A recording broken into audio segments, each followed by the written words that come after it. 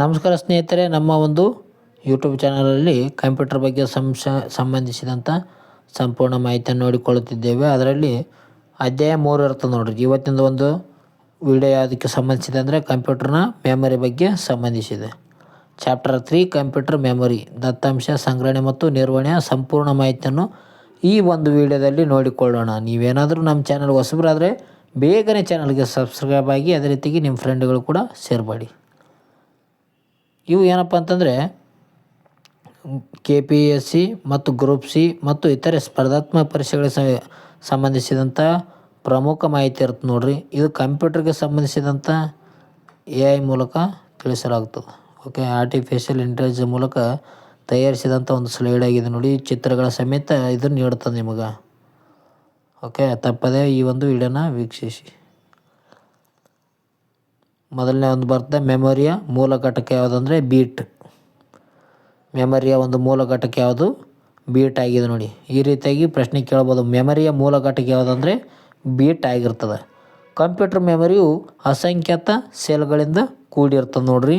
ಇದು ದತ್ತಾಂಶ ಬೀಟ್ ರೂಪದಲ್ಲಿ ಸಂಗ್ರಹ ಮಾಡ್ತಿರ್ತದೆ.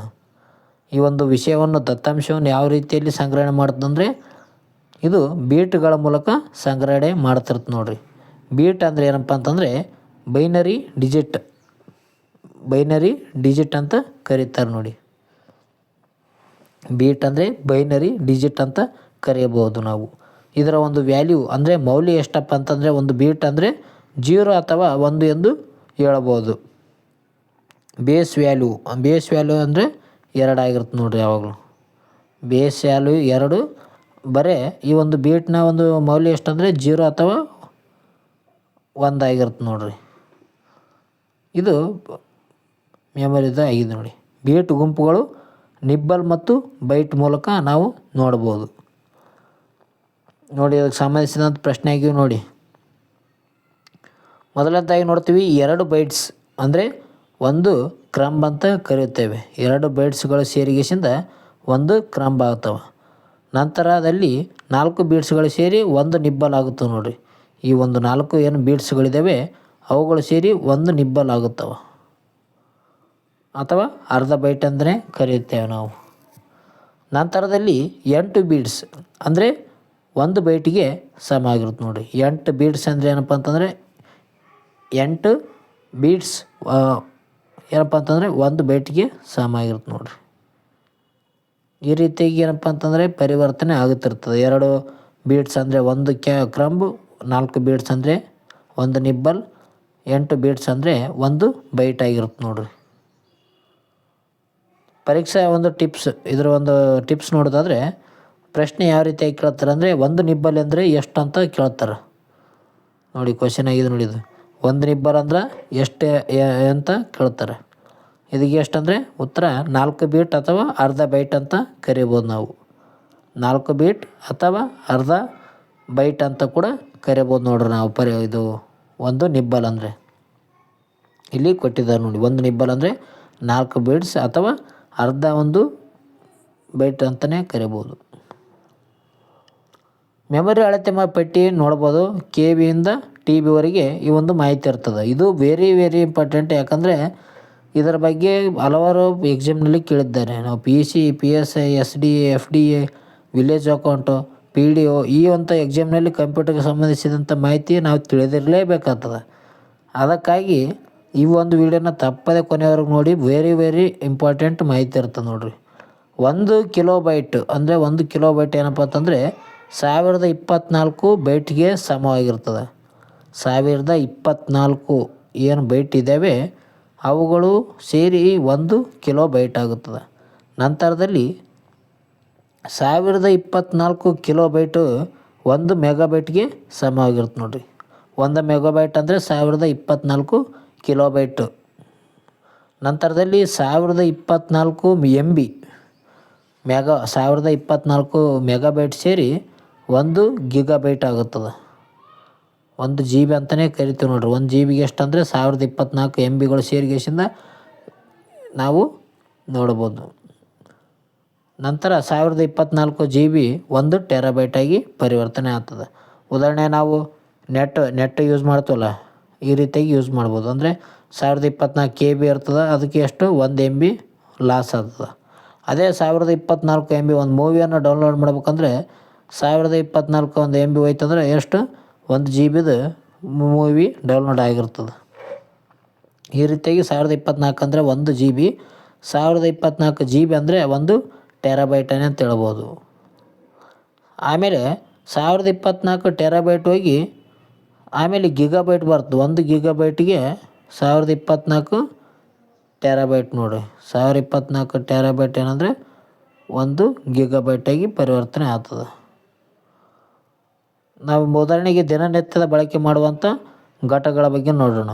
ಫೋಟೋ, ಹಾಡು, ವೀಡಿಯೋ ಇವು ಒಂದು ಸಂಗ್ರಹಣೆಯಲ್ಲಿ ನಾವು ನೋಡ್ತೀವಿ ನೋಡ್ರಿ.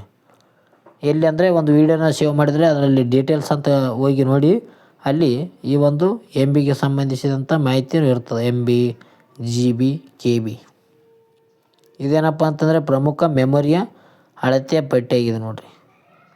ಮೊದಲನೇದಾಗಿ ಮೆಮೊರಿ ಅಳತೆ ಪಟ್ಟಿ ಭಾಗ ಒಟ್ಟು ಬೃಹತ್ ಘಟಕಗಳ ಬಗ್ಗೆ ನೋಡೋಣ. ಈಗ ನೋಡಿದಾಗೆ ಅದೇ ಇದೆ ನೋಡಿ. 1 PB ಅಂದರೆ ಕೆಳಗಡೆಯಿಂದ ಬರೋಣ ಅಂದರೆ ಇಲ್ಲ, ಇದು ಜಾಸ್ತಿ. ಮತ್ತು ಈ 1 GB ಮುಗಿಯೋಣ ಬಂದಂಥ ಮಾಹಿತಿ ಆಗಿದೆ ನೋಡಿ. 1 PB ಅಂದರೆ ಪೆಟಾಬೈಟ್ ಅಂದರೆ 1024 TB ಅಂತಲೇ ಕರಿಬೋದು. ಕೆಳಗಡೆಯಿಂದ ಹೋಗುತ್ತೆ ಇದು ಎಂದ್ರೆ ಅತಿ ದೊಡ್ಡ ಮೆಮೊರಿ ಯೂನಿಟ್ ಯಾವುದಂದರೆ ಲಾಂಗೆಸ್ಟ್ ಯೂನಿಟ್ ಆಗಿದೆ ನೋಡಿ. ಯಾವುದು ಈ ಒಂದು ಬೋಟೋಬೈಟ್ 1024 ಬೋಟೋಬೈಟ್ ಸೇರಿ ಏನಂತಂದರೆ ಈ ಒಂದು ಗಿಪೋಬೈಟ್ ಆತ. ನಂತರದಲ್ಲಿ 1024 YB ಏನಂತಂದರೆ ಈ ಒಂದು ಬ್ರೋಟೋಬೈಟಾಗಿ ಪರಿವರ್ತನೆ ಆಗುತ್ತದೆ. 1024 GB ZB ಏನಾಗ್ತಂದರೆ ಯೋಟೋಬೈಟಾಗಿ ಪರಿವರ್ತನೆ ಆಗ್ತದೆ. 1 ಯೋಟೋಬೈಟ್ 1024 ಆಗುತ್ತದೆ. 1024 EB 1 ZBಗೆ ಸಮವಾಗಿರ್ತದೆ. 1024 PB 1 EBಗೆ ಸಮ, ಎಕ್ಸಾಬೈಟ್ಗೆ ಸಂಬಂಧಿಸಿದೆ. 1024 TB ಏನಾಗಿರ್ತದೆ 1 ಪೆಟಾಬೈಟ್ಗೆ ಸಂಬಂಧಿಸಿರುತ್ತೆ ನೋಡಿರಿ. ಟೆರಾಬೈಟ್ನೇ ಅಂತ ಹೇಳ್ತೀವಲ್ಲ, ಪೆಟಾಬೈಟಾಗಿ ಪರಿವರ್ತನೆ ಆಗ್ತದೆ. 1024 ಟೆರಾಬೈಟ್ ಏನದ ಪೆಟಾಬೈಟ್ ಆಗ್ತದೆ. ಅಂತರದಲ್ಲಿ ಈ ಒಂದು ಪೆಟಾಬೈಟ್ ಏನಪ್ಪ ಅಂತಂದರೆ ಎಕ್ಸಾಬೈಟ್ ಆಗ್ತದೆ. ಆಮೇಲೆ ಜೆಟಾಬೈಟ್, ಯೋಟೋಬೈಟ್, ಬ್ರೋಟೋಬೈಟ್. ಬ್ರೋಟೋಬೈಟ್ ಏನಪ್ಪ ಅಂತಂದರೆ ಅತಿ ಹೆಚ್ಚಾದಂಥ ಒಂದು ಅಂಶ ಆಗಿರುತ್ತೆ ನೋಡಿರಿ. ಇದು ನೆನಪಿಡಬೇಕಾದ ಅಂಶ ಈ ರೀತಿಯಾಗಿ ಬರ್ಕೋಬೋದು. PEZY YBG ಈ ರೀತಿಯಾಗಿ ಬರೆದುಕೊಂಡು ನಾವು ಈ ಒಂದು ಅಂಶವನ್ನು ನೆನಪಿಡ್ಬೋದಾಗಿದೆ ನೋಡಿ. ಬೈನರಿ ಮೌಲ್ಯಗಳ ರಹಸ್ಯ. ಬೈನರಿ ಮೌಲ್ಯಗಳ ರಹಸ್ಯ ನೋಡಿ. ಈ ಒಂದು ಕಂಪ್ಯೂಟರ್ ಕ್ಲಾಸ್ ಯಾವ ರೀತಿಯಾಗಿದೆ ಅಂದರೆ ಮೊದಲನೇ ಬಾರಿಗೆ ನೋಡಿದರೆ ಯಾರಿಗೂ ಅರ್ಥ ಆಗಲ್ಲ. ಮತ್ತು ಇನ್ನೊಂದು ಸಲ ಈ ಒಂದು ವೀಡಿಯೋನ ನೋಡಿಕೊಳ್ಳಿ ಆಯಿತಾ. ಯೂನಿಟ್ ಕೊಟ್ಟಿದ್ದಾರೆ, ಪವರ್ ಆಫ್ 2 ಅಂತ ಕೊಟ್ಟಿದ್ದಾರೆ. ಎಲೆಕ್ಟ್ರಾನಿಕ್ ಸಯಾನ್ 1 KB 2 10 ಬೈಟ್ಸ್ ಅಂತ ಕೊಟ್ಟಿದ್ದಾರೆ. ಅದೇ ರೀತಿ 1 MB 2 20 bytes, 1 GB 2 30 bytes, 1 TB 2 40 bytes. Multiplication factor 1024 1024 × 1024 ಈ ರೀತಿಯಾಗಿ ಮೂರನೇದಾಗಿ 3 ರೀತಿಯಲ್ಲಿ ವಿಂಗಡಿಸಲಾಗಿದೆ. ನಾಲ್ಕನೇದಾಗಿ 4 ರೀತಿಯಾಗಿ ಹೋಗುತ್ತೆ. ಪ್ರತಿ ಹಂತಕ್ಕೂ ಘಾತ 10ರಷ್ಟು ಹೆಚ್ಚಾಗುತ್ತದೆ ನೋಡಿರಿ. 10ರಷ್ಟು ಹೆಚ್ಚು ಮಾಡ್ತಿರ್ತದೆ ಪ್ರತಿ ಹಂತಕ್ಕೆ. ಶಾರ್ಟ್ಕಟ್ ಮಿಲಿಯನ್ ಮತ್ತು ಬಿಲಿಯನ್ ಲೆಕ್ಕಾಚಾರ ಯಾವ ರೀತಿಯಾಗಿ ಮಾಡ್ತಾರಂತ ನೋಡೋಣ. 1 KB ಅಂದರೆ 1000 ಸಾವಿರಕ್ಕೆ ಸಮ ಆಗಿರುತ್ತೆ ನೋಡಿರಿ. ಇದು 1000 ಅಂದರೆ 1 KB 1000. M ಅಂದರೆ 1 MB 1 ಮಿಲಿಯನ್ 10 ಲಕ್ಷಕ್ಕೆ ಸಂಬಂಧಿಸಿದ. 10 ಲಕ್ಷ ಅಂದರೆ 1 ಮಿಲಿಯನ್ ಆಗಿರುತ್ತೆ ನೋಡಿರಿ. 10 ಲಕ್ಷ ಅಂದರೆ 1 ಮಿಲಿಯನ್. ನಂತರ 1 GB ಅಂದರೆ 1 ಬಿಲಿಯನ್ 100 ಕೋಟಿ. 1 ಟ್ರಿಲಿಯನ್ 1 TB ಅಂದರೆ ಏನಪ್ಪ ಅಂತಂದರೆ ಟ್ರಿಲಿಯನ್ಗೆ ಸಂಬಂಧಿಸಿರುತ್ತೆ. 1 ಲಕ್ಷ ಕೋಟಿಗೆ ಸಂಬಂಧಿಸಿರುತ್ತೆ ನೋಡಿರಿ. ಈ ರೀತಿಯಾಗಿ 1 KB 1 MB 1 GB 1 TB ಇವು ಏನಪ್ಪ ಅಂತಂದರೆ ಬಿಲಿಯನ್ ಮಿಲಿಯನ್ ಲೆಕ್ಕಾಚಾರ ಆಗಿರುತ್ತೆ ನೋಡಿರಿ. ಮೆಮೊರಿ ಶ್ರೇಣಿ ವೇಗ ಮತ್ತು ಸಂಗ್ರಹಣೆ ಯಾವ ರೀತಿಯಾಗಿದೆ ಅಂತ ನೋಡಿಕೊಳ್ಳೋಣ. ಇದು ಎರಡನೇ ಒಂದು ಕ್ಲಾಸ್ನಲ್ಲಿ ಹೇಳಿದ್ದೆ, ವೇಗ ಹೆಚ್ಚಾಗಿದ್ದಂತೆ ಈ ಒಂದು ಸಂಗ್ರಹಣ ಸಾಮರ್ಥ್ಯ ಹೆಚ್ಚಿರ್ತದೆ ಯಾವಾಗಲೂ. ಸಂಗ್ರಹಣಾ ಸಾಮರ್ಥ್ಯ ಹೆಚ್ಚಾಗ್ತದೆ ನೋಡಿರಿ. ಸೆಕೆಂಡ್ರಿ ಮೆಮರಿ, ಅದೇ ರೀತಿ ಮುಖ್ಯ ಮೆಮರಿ, ಕ್ಯಾಶ್ ಮೆಮರಿ, ರಿಜಿಸ್ಟರ್ಗಳು ಇವು ಕಂಡು ಬರ್ತದೆ. ಕಾಸ್ಟ್ ಇನ್ಕ್ರೀಸ್ ಅಂದರೆ ಬೆಲೆ ಹೆಚ್ಚಾದಷ್ಟು ಈ ಒಂದು ಕಂಪ್ಯೂಟರ್ಗಳ ತಯಾರಿ ಜಾಸ್ತಿ ಇರ್ತದಂತ ಅರ್ಥ. ಹೆಚ್ಚು ಬೆಲೆ ಇದ್ದಷ್ಟು ಕಂಪ್ಯೂಟರ್ನ ಒಂದು ಪ್ರೋಗ್ರಾಮ್ನ ಒಂದು ಬಳಕೆ ಜಾಸ್ತಿ ಇರ್ತದೆ. ಕಂಪ್ಯೂಟರ್ ಅತಿ ವೇಗದ ಮೆಮರಿ ಯಾವುದಂತ ಕೊಟ್ಟಿದ್ದಾರೆ ನೋಡಿ, ಪ್ರಶ್ನೆ ಬಂತು ನೋಡಿರಿ. ಕಂಪ್ಯೂಟರ್ನ ಅತಿ ವೇಗದ ಮೆಮರಿ ಯಾವುದು? ಕ್ಯಾಶ್ ಮೆಮರಿ, ರಿಜಿಸ್ಟರ್, ಮುಖ್ಯ ಮೆಮರಿ ಅಂತ ಕೊಟ್ಟಿದ್ದಾರೆ. ಯಾವುದು ಮೊದಲನೇದಾಗಿ ಬರ್ತದೆ? ರಿಜಿಸ್ಟರ್. ಮೊದಲನೇ ಸ್ಥಾನದಲ್ಲಿ ಈ ಒಂದು ಕಂಪ್ಯೂಟರ್ ಅತಿ ವೇಗದ ಮೆಮರಿ ಯಾವುದಂದರೆ ರಿಜಿಸ್ಟರ್ ಇರ್ತದೆ. ನಂತರದಲ್ಲಿ ಕ್ಯಾಶ್ ಮೆಮರಿ ವೇಗದ ಪ್ರವೇಶ ಸಮಯ ಇರುತ್ತೆ ನೋಡಿರಿ. ನಂತರ ಮುಖ್ಯ ಮೆಮರಿ ಬರ್ತದೆ, RAM random access memory. CPU ಒಳಗಡೆ ಅತ್ಯಂತ ವೇಗವಿರುತ್ತೆ ನೋಡಿರಿ. ಇವು ಕಡಿಮೆ ಪ್ರವೇಶ ಸಮಯ ತೆಗೆದುಕೊಳ್ಳುತ್ತದೆ, ಹೆಚ್ಚು ವೇಗವನ್ನು ಹೊಂದಿರುತ್ತದೆ ಇದು. ನಂತರದಲ್ಲಿ ಮೆಮರಿ ವರ್ಗೀಕರಣ ಮಾಡಲಾಗುತ್ತದೆ, ಕ್ಲಾಸಿಫಿಕೇಷನ್ಸ್. ಈ ಒಂದು ಮೆಮರಿ ವರ್ಗೀಕರಣದಲ್ಲಿ ಎರಡು ರೀತಿಯಲ್ಲಿ ನೋಡ್ತೀವಿ ನಾವು, ಪ್ರೈಮರಿ ಮೆಮರಿ ಮತ್ತು ಸೆಕೆಂಡ್ರಿ ಮೆಮರಿ ಅಂತ ಎರಡು ರೀತಿಯಲ್ಲಿ ನೋಡ್ತೀವಿ. ಕಂಪ್ಯೂಟರ್ ಮೆಮರಿಯಲ್ಲಿ ಎರಡು ರೀತಿಯಾಗಿ ನೋಡ್ತೀವಿ. ಒಂದನೇದು ಪ್ರೈಮರಿ ಮೆಮರಿ, ಎರಡನೇದು ಸೆಕೆಂಡ್ರಿ ಮೆಮರಿ. ಪ್ರೈಮರಿ ಮೆಮರಿನಲ್ಲಿ ರ್ಯಾಮ್ ಮತ್ತು ರೋಮ್ ನೋಡ್ಬೋದು. ಇಂಟರ್ನಲ್ ಮೆನು ಮೆಮರಿ ಅಂತ ನೋಡ್ತೀವಿ, ಅದರಲ್ಲಿ ರ್ಯಾಮ್ ಮತ್ತು ರೋಮ್ ನೋಡ್ಬೋದು. ಸೆಕೆಂಡ್ರಿ ಮೆಮರಿಯಲ್ಲಿ ಇಂಟರ್ನಲ್ ಮತ್ತು ಆಕ್ಸಿಲರಿ ನೋಡ್ತೀವಿ, ಇದರಲ್ಲಿ ಮ್ಯಾಗ್ನೆಟಿಕ್, ಆಪ್ಟಿಕಲ್, ಸಾಲಿಡ್ ಸ್ಟೇಟ್ ನೋಡ್ತೀವಿ ನಾವು. ಇದು ಸೆಕೆಂಡ್ರಿ ಮೆಮರಿ ಆಗ್ಯದ ನೋಡಿರಿ. ರ್ಯಾಮ್ ಅಂದರೆ ರ್ಯಾಂಡಮ್ ಆಕ್ಸೆಸ್ ಮೆಮರಿ, ರೋಮ್ ಅಂದರೆ ರೀಡ್ ಓನ್ಲಿ ಮೆಮರಿ. ಇದರ ಫುಲ್ ಫಾರ್ಮ್ ಕೂಡ ಕೇಳಿದ್ದಾರೆ. ಪ್ರೈಮರಿ ಮದರ್ ಬೋರ್ಡ್ ಮೇಲೆ ಇರ್ತದೆ, ಸೆಕೆಂಡ್ರಿ ಹೊರಗಿನ ಜೋಡಣೆಯನ್ನು ಹೊಂದಿರ್ತದೆ. ಪ್ರೈಮರಿಯಲ್ಲಿ ಹೊಂದಿದೆ ಮದರ್ ಬೋರ್ಡ್ನಲ್ಲಿ ಕಂಡು ಬರ್ತದೆ ನೋಡಿರಿ. ನಾವು ಮೊದಲನೇ ವಿಡಿಯೋದಲ್ಲಿ ಕಂಪ್ಯೂಟರ್ನ ಮೊದಲ ವಿಡಿಯೋದಲ್ಲಿ ತೋರಿಸಿದ್ದೀನಿ ಈ ಒಂದು ಮದರ್ ಬೋರ್ಡ್ ಯಾವ ರೀತಿಯಾಗಿರುತ್ತೆ ಅಂತ ನೋಡ್ಬೋದು ನಾವು. ಪ್ರೈಮರಿ ಮೆಮರಿ ರ್ಯಾಮ್ ಮತ್ತು ರೋಮ್ ಬಗ್ಗೆ ನೋಡಿಕೊಳ್ಳೋಣ, ಆಯಿತಾ. ಮೊದಲನೇದಾಗಿ ರ್ಯಾಮ್ ನೋಡೋಣ. ರ್ಯಾಂಡಮ್ ಆಕ್ಸೆಸ್ ಮೆಮರಿ ಎಂದು ಕರೆಯುತ್ತಾರೆ. ಇದರ ಒಂದು ಸ್ವಭಾವ ಯಾವುದೇ ರೀತಿಯಾಗಿರ್ತದೆ ಅಂದರೆ ತಾತ್ಕಾಲಿಕವಾಗಿರ್ತದೆ. ಇದು ಪವರ್ ಹೋದರೆ ಡಾಟಾ ಹೋಗುತ್ತೆ ನೋಡಿರಿ. ಏನಾದರೂ ಕರೆಂಟ್ ಹೋಯ್ತಂದ್ರೆ ಈ ಒಂದು ಡಾಟಾ ಏನು ನಾವು ಸಂಗ್ರಹಣೆ ಮಾಡ್ತೀವಿ ಅದು ಡಿಲೀಟ್ ಆಗಿ ಹೋಗ್ತದೆ. ಇದೊಂದು ತಾತ್ಕಾಲಿಕ ಸ್ವಭಾವವನ್ನು ಹೊಂದಿರ್ತದೆ. ಇದು ಉದಾಹರಣೆಗೆ ಏನಂದರೆ ಸ್ರ್ಯಾಮ್, ಸ್ಟಿಕ್ ಅಂದರೆ ಅದೇ ರೀತಿಯಾಗಿ ಡ್ರಾಮ್, ಡೈನಾಮಿಕ್ ಅಂತ ಕರಿತೀವಿ ನಾವು. ನಂತರದಲ್ಲಿ ಬರುತ್ತೆ ರೋಮ್. ರೋಮ್ ಅಂದರೆ ರೀಡ್ ಓನ್ಲಿ ಮೆಮರಿ ಅಂತ ಕರೆಯುತ್ತೇವೆ ನೋಡಿ, ರೋಮ್. ಇದೇನಪ್ಪ ಅಂತಂದರೆ ಇದೊಂದು ಶಾಶ್ವತವಾದಂಥ ಒಂದು ಸ್ವಭಾವ ಆಗಿರ್ತದೆ. ಅದೇ ರೀತಿಯಾಗಿ ಇದೊಂದು ಮಾಹಿತಿಯನ್ನು ಶಾಶ್ವತದಲ್ಲಿರುತ್ತದೆ. ಮಾಹಿತಿ ಯಾವಾಗಲೂ ಇದು ಶಾಶ್ವತ ಆಗಿರುತ್ತೆ.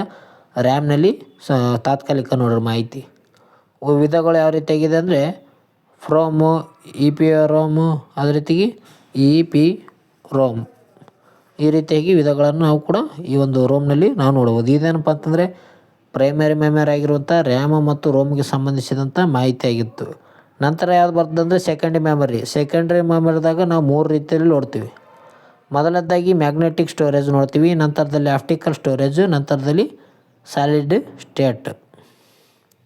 ಮೊದಲನೇದಾಗಿ ಮ್ಯಾಗ್ನೆಟಿಕ್ ಸ್ಟೋರೇಜ್ನಾಗ HDD, ಫ್ಲಾಪಿ, ಮ್ಯಾಗ್ನೆಟಿಕ್ ಟೇಪ್ ಇವು ಕಂಡು ಬರ್ತವೆ. ಅತಿ ಹೆಚ್ಚು ಸಂಗ್ರಹಣೆ ಎಲ್ಲಿ ಮಾಡ್ಬೋದು ಅಂದರೆ ಟ್ಯಾಪ್ನಲ್ಲಿ ನಾವು ಸಂಗ್ರಹಣೆ ಮಾಡ್ಬೋದಾಗಿದೆ ನೋಡಿ. ಟೇಪ್ನಲ್ಲಿ ಏನಪ್ಪ ಅಂತಂದರೆ ಅತಿ ಹೆಚ್ಚು ಸಂಗ್ರಹಣೆ ಮಾಡ್ತಿರ್ತೀವಿ. ಇವು ಏನಪ್ಪ ಅಂತಂದರೆ ಮ್ಯಾಗ್ನೆಟಿಕ್ ಸ್ಟೋರೇಜ್ಗೆ ಸಂಬಂಧಿಸಿದಂಥ ಮಾಹಿತಿ ಆಯಿತು. ನಂತರದಲ್ಲಿ ಎರಡನೇದು ಬರುತ್ತೆ ಆಪ್ಟಿಕಲ್ ಸ್ಟೋರೇಜ್. ಯಾವುದಂದರೆ CD, DVD, ಬ್ಲೂರೇ ಇವೇನಪ್ಪ ಅಂತಂದರೆ ಆಪ್ಟಿಕಲ್ ಸ್ಟೋರೇಜ್ ಆಗಿರುತ್ತೆ ನೋಡಿರಿ. DVD, CD ಒಂದು ಮೂವಿ ನೋಡ್ತೀವಲ್ಲ ಇವೇನಪ್ಪ ಅಂತಂದರೆ ಆಪ್ಟಿಕಲ್ ಸ್ಟೋರೇಜ್. ನಂತರದಲ್ಲಿ ಬರುತ್ತೆ ಸಾಲಿಡ್ ಸ್ಟೇಟ್ಸ್. ಇದು pen drive, memory card, SSD. ಇವು ಸ್ಪೀಡ್ ಆ್ಯಂಡ್ ಡ್ಯೂರಬಿಲಿಟಿಯನ್ನು ಹೊಂದಿರುತ್ತೆ ನೋಡಿರಿ. ಈ ಒಂದು solid state pen drive, memory ಇವೇನಪ್ಪ ಅಂತಂದರೆ ಸಾಲಿಡ್ ಸ್ಟೇಟ್ ಆಗಿ ನೋಡಿ. ಇದೇನಪ್ಪ ಅಂತಂದರೆ ಸೆಕೆಂಡ್ರಿ ಮೆಮರಿಯ ಪ್ರಮುಖ ವಿಧಗಳು ನೋಡಿದ್ವಿ, 3 ವಿಧಗಳು ನೋಡಿದ್ವಿ. ಅದೇ ರೀತಿಯಾಗಿ ನಾವು ರೋಮ್ಗೆ ಸಂಬಂಧಿಸಿದಂಥ ಮಾಹಿತಿ ನೋಡಿ. ಈಗ ಪ್ರಶ್ನೆ ನೋಡೋಣ. ಪ್ರಶ್ನೆ ಯಾವ ರೀತಿಯಾಗಿ ಕೇಳಿದ್ದಾರೆ ಅಂದರೆ 1 GB ಅಂದರೆ ಏನಂತ ಕೇಳಿದ್ದಾರೆ. 1 GB ಅಂದರೆ ಎಷ್ಟು? 1024 MB, 2 × 30 ಬೈಟ್ಸ್, 1 ಬಿಲಿಯನ್ ಬೈಟ್ಸ್. 1024 × 2 ಸಲ ಇದು ಮಾಡಿದ್ದಾರೆ ಮತ್ತು ಬೈಟ್ಸ್ ಅಂತ ಕೇಳಿದ್ದಾರೆ. ಸರಿಯಾದ ಉತ್ತರ ಯಾವುದಂದರೆ 1 GB ಅಂದರೆ 1024 MBಗೆ ಸಮವಾಗಿರ್ತದೆ ನೋಡಿರಿ. ಆಪ್ಷನ್ಸ್ ಗಮನಿಸಿ, ಇವೆಲ್ಲ ಸರಿಯಾದ ಉತ್ತರಗಳಾಗಿರ್ತವೆ. ಓಕೆ, ನೋಡಿರಿ ಇವೆಲ್ಲ ಒಂದು ಸರಿಯಾದ ಉತ್ತರಗಳು ನೋಡಿರಿ. 1 ಬಿಲಿಯನ್ ಬೈಟ್ಸ್ ಅಂದರೆ ಎಷ್ಟಂದರೆ ಈ ಒಂದು 1 GB ಸಮ ಅಂತ ನಾವಿಲ್ಲಿ ಹೇಳಿದ ಹಾಗೆ ಕೊಟ್ಟಿದ್ದಾರೆ. ನೋಡೋಣ ಪ್ರಮುಖ ವಿಸ್ತೃತ ರೂಪಗಳು, ಫುಲ್ ಫಾರ್ಮ್ಸ್ ಆಯಿತಾ. ಬೀಟ್ ಅಂದರೆ ಬೈನರಿ ಡಿಜಿಟ್, ಇದ್ರ ಬಗ್ಗೆ ಕೂಡ ಪ್ರಶ್ನೆ ಕೇಳ್ತಾರೆ ನೋಡಿ. ವಿಸ್ತೃತ ರೂಪಗಳ ಬಗ್ಗೆ ಕೂಡ ಪ್ರಶ್ನೆ ಆಗಿದೆ. ರ್ಯಾಮ್ ಅಂದರೆ ರ್ಯಾಂಡಮ್ ಆ್ಯಕ್ಸೆಸ್ ಮೆಮೊರಿ, ರೋಮ್ ಅಂದರೆ ರೀಡ್ ಓನ್ಲಿ ಮೆಮೊರಿ, SSD ಅಂದರೆ ಸಾಲಿಡ್ ಸ್ಟೇಟ್ ಡ್ರೈವ್ ಅಂತ ಕರಿತೇವೆ. ನಂತರ CD ಅಂದರೆ ಕಾಂಪ್ಯಾಕ್ಟ್ ಡಿಸ್ಕ್, DVD ಅಂದರೆ ಡಿಜಿಟಲ್ ವೈರ್ಸಟಲ್ ಡಿಸ್ಕ್ ಅಂತ ಕರಿತೇವೆ. DVD ಬಗ್ಗೆ ಕೂಡ ಕೇಳಿದ್ದಾರೆ ನೋಡಿ. ಈ ಒಂದು EEPROM ಅಂತ ಅಂದರೆ EEPROM ಅಂದರೆ ಇರೆಸೆಬಲ್ ಪ್ರೋಗ್ರಾಮಬಲ್ ರೀಡ್ ಓನ್ಲಿ ಮೆಮೊರಿ ಅಂತಲೇ ಕರೀತೇವೆ. ನಂತರದಲ್ಲಿ USB ಬರುತ್ತದೆ, ಪ್ರಮುಖವಾಗಿ ಯೂನಿವರ್ಸಲ್ ಸೀರಿಯಲ್ ಬಸ್. ನೋಡಿರಿ ಇದ್ರ ಬಗ್ಗೆ ಪ್ರಶ್ನೆ ಆಗಿದೆ ನೋಡಿ. ಯೂನಿವರ್ಸಲ್ ಸೀರಿಯಲ್ ಬಸ್ ಅಂತ ಯಾವ್ದು ಕರೀತಾರೆ? USB. ಅದರ ಒಂದು ವಿಸ್ತೃತ ರೂಪ ಆಗಿದೆ. ಈ ರೀತಿಯಾಗಿ ನಾವು ನೋಡಬಹುದು. ನಂತರದಲ್ಲಿ ಕೊನೆಯದಾಗಿ ಒಂದು ನಿಮಗೆ ನೆನಪಿರಲು ಮಾಹಿತಿಯನ್ನು ಹೇಳ್ತೇನೆ ನೋಡಿ. ಯಾವ ರೀತಿಯಾಗಿ ನಾವು ನೆನಪಿಟ್ಕೋಬೇಕಂದ್ರೆ, ಮೊದಲನೇದಾಗಿ ಅಳತೆ ಮಾಡ್ಬೇಕಾಗ್ತದೆ. 1 ಬೀಡ್ಸ್ ಅಂದರೆ ಎಷ್ಟು? 8 ಬೀಡ್ಸ್. ಇದು ನೆನಪಿಟ್ಕೊಳ್ರಿ. ನಂತರದಲ್ಲಿ 1 ನಿಬ್ಬರ್ ಅಂದರೆ 4 ಬೈಟ್ಸ್. ಭಾಳ ಇಂಪಾರ್ಟೆಂಟ್ ಅದು ನೋಡಿರಿ. ಹೈಗೆಸ್ಟ್ ಅಂದರೆ ಈ ಒಂದು ಗಿಪೋ ಬೈಟ್ಸ್ ಬಗ್ಗೆ ಕೇಳ್ತಾರೆ. ಹೈಗೆಸ್ಟ್ ಗಿಪೋ ಬೈಟ್ ತನಕ ನಿಮಗೆ ಗೊತ್ತಿರಬೇಕಾಗ್ತದೆ. ನಂತರ ಸ್ಪೀಡಲ್ಲಿ ಯಾವ್ಯಾವ ಅಂದರೆ ರಿಜಿಸ್ಟರ್ಗಳು, ಅಂದರೆ ಇವು ನಂತರ ಕ್ಯಾಚ್ ಆಗುತ್ತೆ. ಆಮೇಲೆ ರ್ಯಾಮ್, ಆಮೇಲೆ ಹಾರ್ಡ್ ಡಿಸ್ಕಾಗಿ ಪರಿವರ್ತನೆ ಆಗುತ್ತದೆ. ಇವುಗಳ ಒಂದು ವರ್ಗೀಕರಣ ನೋಡೋಣ. ರೋಮ್ ಮತ್ತು ರ್ಯಾಮ್ ಮತ್ತು ರೋಮ್ನ ಬಗ್ಗೆ, ಅವುಗಳ ಬಗ್ಗೆ ಕೂಡ ನೆನಪಿಟ್ಟುಕೊಳ್ಳಿ. ಇವೇನು ಮಾಡ್ಬೇಕಂದ್ರೆ, ಈ ಒಂದು ಪಟ್ಟಿಯನ್ನು ನೀವು ಬರೆದಿಟ್ಟುಕೊಳ್ಬೇಕು. ಪ್ರತಿದಿನ ಪುನರಾವರ್ತನೆ ಮಾಡ್ಬೇಕಾಗ್ತದೆ.